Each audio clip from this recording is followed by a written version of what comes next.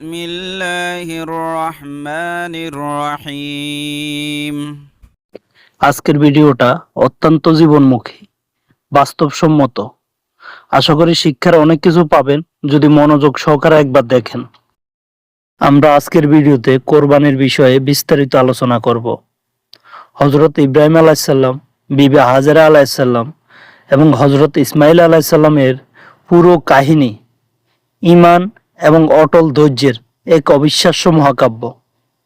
সূরা বাকারা ৩০ নং আয়াতে ফেরেশতারা যখন মানুষ সৃষ্টি নিয়ে সংশয় প্রকাশ করছিল এবং আল্লাহ উত্তর দিয়েছিলেন, নিশ্চয়ই আমি যা জানি তোমরা তা জানো না।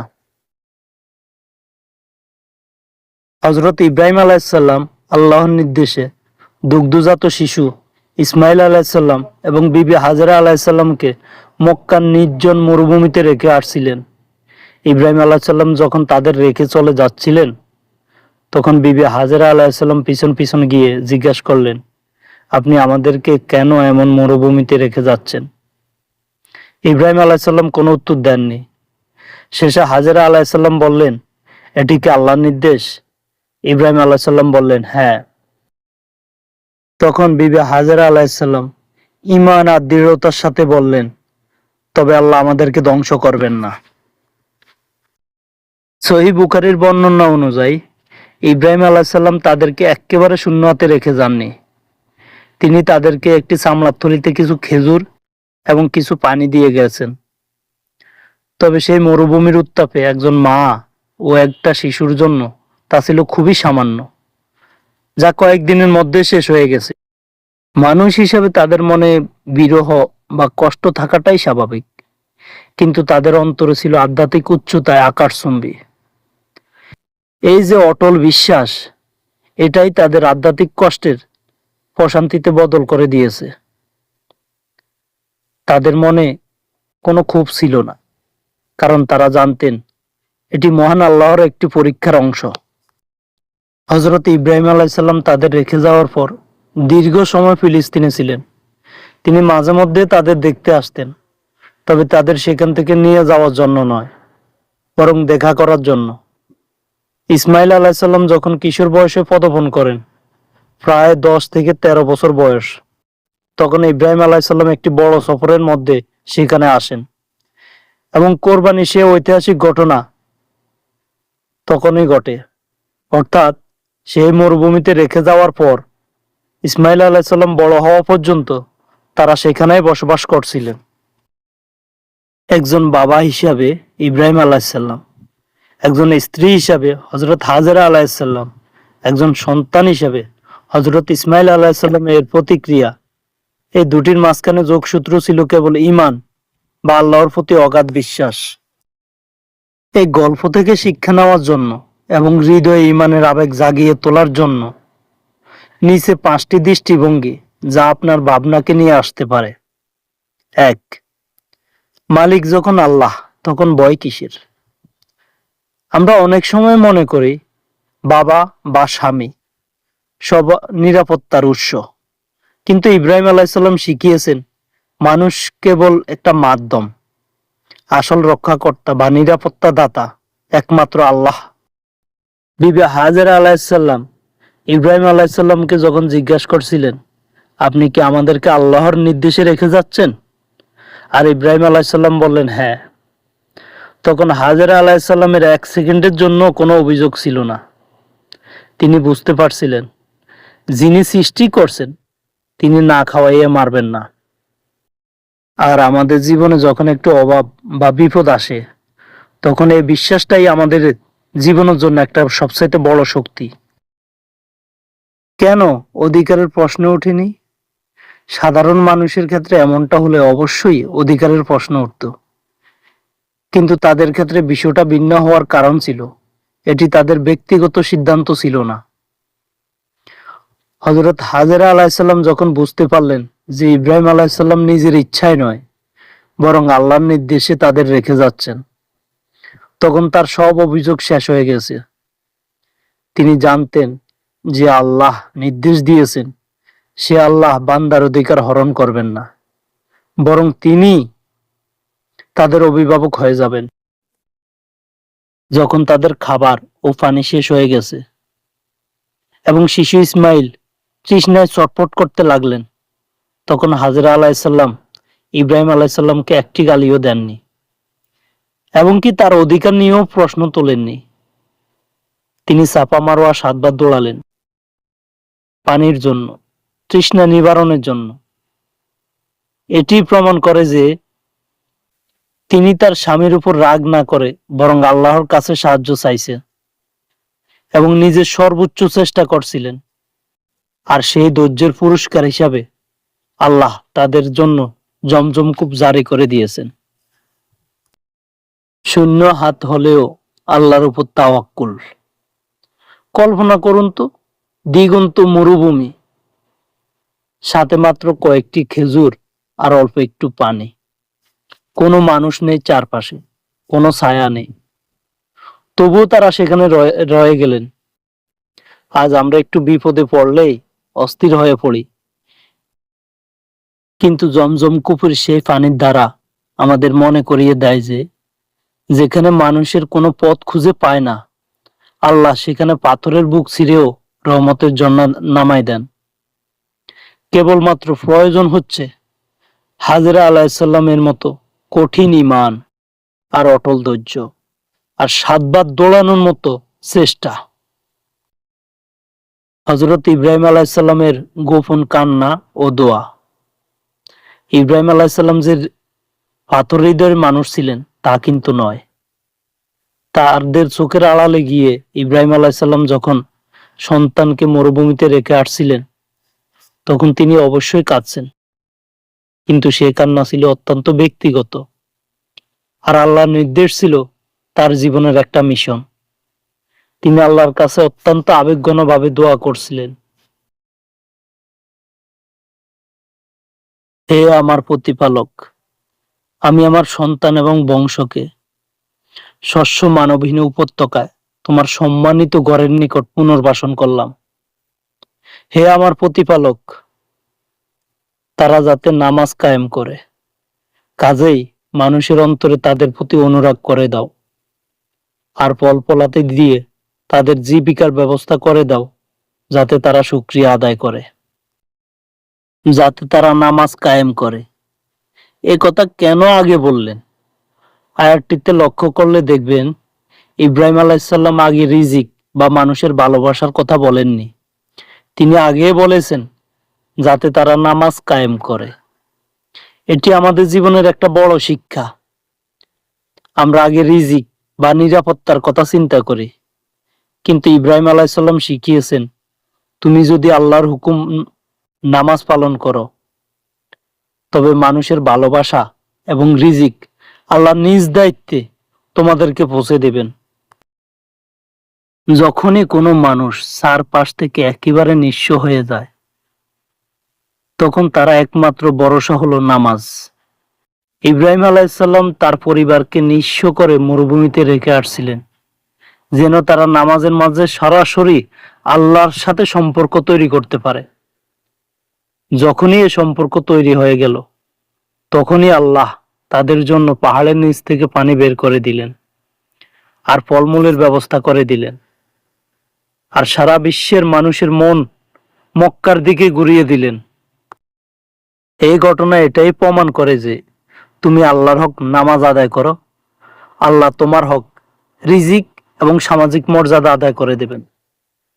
হযরত ইব্রাহিম আলাইসাল্লাম মরুভূমিতে পরিবারকে রেখে আসলেন, আসার মাধ্যমে প্রমাণ করেন যে যেখানে নামাজ আছে সেখানে একাকিত্ব নেই, আর যেখানে আল্লাহর উপর ভরসা আছে সেখানে কোনো অভাব নেই। অর্থাৎ ইব্রাহিম আলাইসাল্লাম দায়িত্ব আল্লাহর উপর সঁপে দিয়েছেন, যা ছিল সারা পৃথিবীর সব মানুষের দেওয়া নিরাপত্তার চাইতো অনেক বড়। আজ আমরা যখন মক্কায় গিয়ে জমজমের পানি পান করি, তখন আমাদের মনে করা উচিত এটা কেবল একটি পানিই নয়, এটি বিবি হাজরা আলাইসাল্লামের বিরহ আর ইসমাইল আলাইসাল্লামের তৃষ্ণার্ত চোখের পানির ফসল। আল্লাহ চাইলে ইব্রাহিম আলাইসাল্লামকে অনেক খাবার দিয়ে পাঠাতে পারতেন, কিন্তু তাদেরকে নিঃস্ব করে পাঠালেন। কেন? কিয়ামত পর্যন্ত যাতে মানুষ জানতে পারে, সব হারিয়েও যদি আল্লাহর উপর ভরসা থাকে, তবে সে হারানো জিনিসের বিনিময়ে আল্লাহ এমন কিছু দান করবেন যা পৃথিবী কখনো ভুলবে না। হযরত ইসমাইল আলাইহিসসালাম বড় হওয়ার পর যখন বাবার সাথে দেখা হলো, তিনি একবারও বলেননি যে বাবা, আপনি ছোটবেলায় আমাদেরকে কেন এখানে একা ফেলে গিয়েছিলেন। কারণ তার মা হাজেরা আলাইহিসসালাম তাকে এমন শিক্ষা দিয়েছেন যে তোমার বাবা আমাদেরকে ত্যাগ করেননি, বরং আল্লাহ আমাদেরকে এখানে একটি মহান কাজের জন্য নির্বাচিত করছেন। আজ বর্তমান যুগের সন্তানেরা বাবা মায়ের সামান্য শাসন সহ্য করতে পারে না, কিন্তু ইসমাইল আলাইহিসসালামের দিকে তাকিয়ে দেখুন তো, যিনি বছরের পর বছর বাবাকে কাছে পাননি, বাবার আদর মায়া কেমন তা মন ভরে কখনো উপভোগ করেননি। সেই বাবা যখন জবাই করতে চাইলেন, তিনি তখন বিন্দু মাত্র বিচলিত হলেন না, বরঞ্চ বললেন, বাবা আপনি সেটাই করুন, আল্লাহ আপনাকে যা নির্দেশ দিয়েছেন।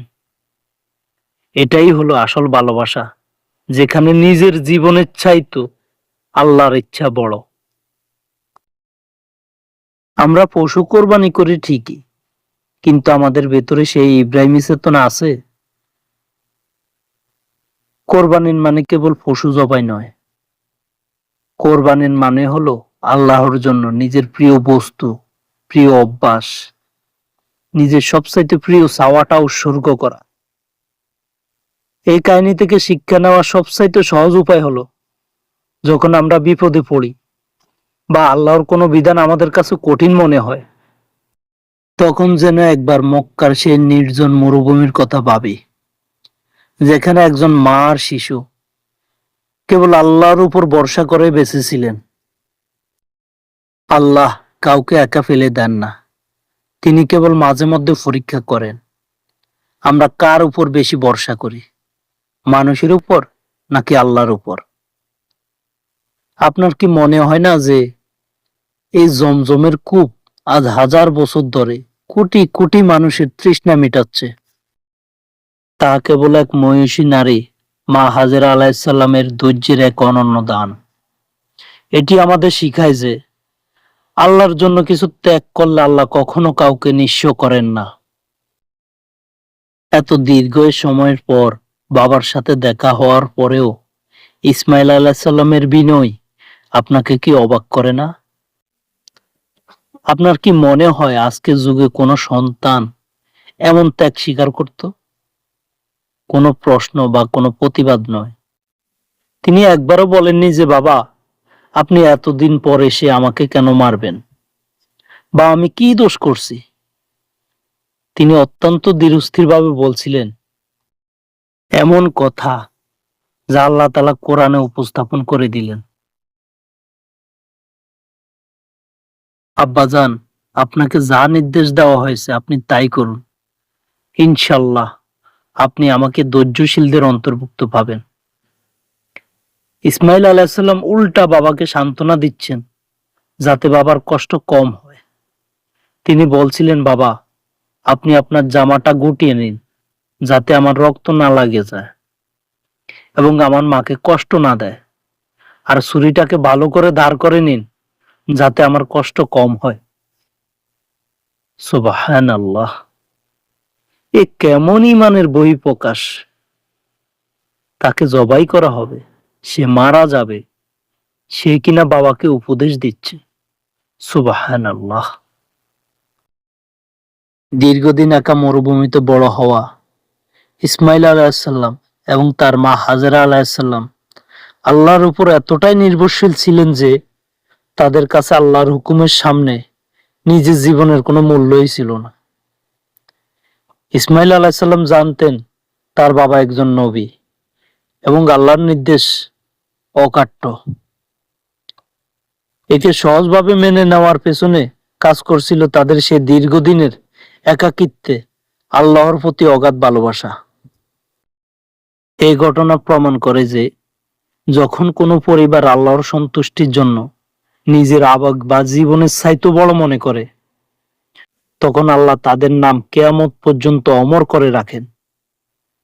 ইসমাইল আলাইহিসসালামের সেই ধৈর্য আজ আমাদের কোরবানির মূল শিক্ষা, যেখানে পশুর গলায় ছুরি চালানো নয়, বরঞ্চ নিজের অহংকার, নিজের প্রাণপ্রিয় বস্তু উৎসর্গ করাটাই হচ্ছে সবচাইতে বড় বিষয়।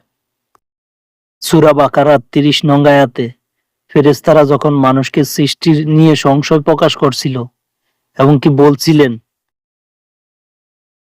এবং তাদের এই কথার উত্তরে আল্লাহ বলছিলেন, আমি যা জানি তোমরা তা জানো না। قال إني أعلم ما لا تعلمون। সেই বাণীর বাস্তব প্রতিফলন আমরা ইব্রাহিম আলাইহিসসালামের পরিবারের প্রতিটা ধাপে ধাপে দেখতে পাই। ফেরেশতারা মনে করছিল মানুষ পৃথিবীতে গিয়ে রক্তপাত বা ফাসাদ বিশৃঙ্খলা করবে, কিন্তু আল্লাহ জানতেন মানুষদের মাঝে এমন কিছু নেককার বান্দা আসবে যারা আল্লাহর জন্য নিজের প্রাণ, নিজের প্রিয় বস্তু, নিজের সবকিছুই ত্যাগ করে দিতে দ্বিধাবোধ করবে না। হযরত ইব্রাহিম আলাইহিসসালাম যখন নিজের কলিজার টুকরা ইসমাইল আলাইহিসসালামকে মরুভূমিতে রেখে এলেন বা তার গলায় ছুরি চালালেন, তখন অবশ্যই মহাকাশের ফেরেশতারা নিশ্চয়ই অবাক হয়ে সেই দৃশ্য দেখছে। আল্লাহ তখন ফেরেশতাদের চোখে আঙ্গুল দিয়ে দেখিয়ে দিলেন, দেখ দেখ, তোমরা বলছিলে মানুষ ফাসাদ সৃষ্টি করবে, আর আমার এই বান্দা আমার একটা নির্দেশে নিজের জীবন দিতে প্রস্তুত হয়ে গেছে। কেন আল্লাহ মরুভূমিতে রেখে আসতে বললেন? মানুষের যুক্তিতে একজন মা ও একটা শিশুকে মরুভূমিতে ফেলে আসা নিশ্চয়ই নিষ্ঠুরতা এবং কি অর্থহীন একটা কাজ। ফেরেশতা বা মা সাধারণ মানুষের হয়তো এর কোনো যুক্তি খুঁজে পায় নাই, কিন্তু আল্লাহ জানতেন এই মরুভূমিতে তার পবিত্র ঘর কাবা পুনর্নির্মাণ হবে, এখানে জমজম জারি হবে, এখান থেকে শেষ নবী হযরত মুহাম্মদ সাল্লাল্লাহু আলাইহি সাল্লামের আবির্ভাব হবে। ইসমাইল আলাইহিস সালামের কোরবানি এবং আনুগত্য। ফেরেশতারা কেবল আল্লাহর গুণগান গায়, তসবিহ পড়ে, কারণ তাদের কোনো প্রবৃত্তি বা কামনা নেই। কিন্তু মানুষের ক্ষুধা আছে, মায়া আছে, জীবনে বেঁচে থাকার আকাঙ্ক্ষা আছে। ইসমাইল আলাইহিস সালাম একজন মানুষ হয়েও যখন জীবনের মায়া ত্যাগ করে আল্লাহর হুকুমের সামনে মাথা নত করলেন, তখন ফেরেশতাদের সেই যুক্তি মানুষ কেবল পৃথিবীতে ফাসাদ সৃষ্টি করবে তুচ্ছ জ্ঞানে প্রমাণিত হলো। আল্লাহ প্রমাণ করলেন যে মানুষ সৃষ্টি কেবল বৃথা সৃষ্টি নয়, কারণ মানুষের মধ্যে ইব্রাহিম আলাইহিসসালাম, হাজেরা আলাইহিসসালাম এবং ইসমাইল আলাইহিসসালামের মধ্যে মত বন্দারাও আছে, যারা ফেরেশতার চেয়েও অনেক উঁচুতে। আল্লাহর সেই বাস্তব প্র্যাকটিক্যাল ডেমো হলো ইব্রাহিম আলাইহিসসালামের জীবন। আল্লাহ জানতেন মানুষ ভুল করবে, কিন্তু তিনি এও জানতেন ইব্রাহিম আলাইহিসসালামের মতো কিছু বান্দা থাকবে আল্লাহর প্রেমে যারা নিজেকে বিলিয়ে দিবে। আর এই ভালোবাসা দেখার জন্যই আল্লাহ মানুষকে সৃষ্টি করছেন, অন্য কোনো কারণে নয়। ফেরেশতারা কেবল মানুষের দুর্বলতাই দেখেছিল, আর আল্লাহ মানুষের তাকওয়া বা খোদাভীরও দেখেছিলেন। ইব্রাহিম আলাইহিসসালামের পরিবার প্রমাণ করছেন যে মানুষ যদি চায় সে ফেরেশতার চাইতেও উপরে উঠতে পারে। আল্লাহর সেই আমি যা জানি তোমরা তা জানো না, এই কথার সবচাইতে বড় প্রমাণ হলো হাজেরা আলাইহিসসালামের ধৈর্য, ইব্রাহিম আলাইহিসসালামের ত্যাগ, ইসমাইল আলাইহিসসালামের আত্মসমর্পণ। ইব্রাহিম আলাইহিসসালামের এই পরীক্ষাগুলো সফলভাবে সমাপ্ত হওয়ার পর আল্লাহ একটি বড় ঘোষণা দিয়েছেন। আল্লাহ বললেন, আমি তোমাকে মানব জাতির নেতা বা ইমাম হিসেবে নিযুক্ত করলাম।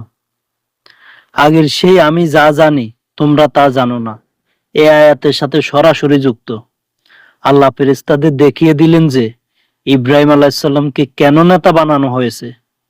তিনি পরীক্ষা সফলভাবে পাশ করছেন, আর পাশ করার পরই মর্যাদা পেয়েছেন। এটি প্রমাণ করে যে ত্যাগের মধ্যে উচ্চ মর্যাদা অর্জিত হয়। কোরবানির সময় আমাদের মনে হতে পারে যে পশু জবাই করা এই মূল কাজ, কিন্তু আল্লাহ সূরা হজের 37 নং আয়াতে তার মূল হাকিকতটাই পরিষ্কার করে দিলেন। কোরবানির পশুর রক্ত বা গোশত আল্লাহর কাছে পৌঁছায় না, পৌঁছায় তোমাদের তাকওয়া। এ আয়াতে সরাসরি ইসমাইল আলাইহিসসালাম এর কোরবানির সেই মুহূর্তটি মনে করিয়ে দেয় যে আল্লাহ আসলেই ইসমাইল আলাইহিসসালামের রক্ত দেখতে চাননি, তিনি দেখতে চাইছেন ইব্রাহিম আলাইহিসসালামের অন্তরের ভক্তি বা আনুগত্য। বর্তমান যুগে আমরা যে কোরবানি দেই, এ আয়াত আমাদের মনে করিয়ে দেয় যে পশুর দাম, সাইজ এসব নিয়ে নয়, আপনার মনের অন্তরের যে নিয়ত সেটাই আল্লাহর কাছে সবচাইতে বড় হিসাবে দেখে। আজকের এই ভিডিওতে আপনি শিক্ষামূলক কিছু পেয়েছেন কিনা কমেন্টে জানাবেন, আর যদি ভিডিওটা ভালো লেগে থাকে লাইক এবং সাবস্ক্রাইব করবেন। আজকের মতো আল্লাহ হাফেজ।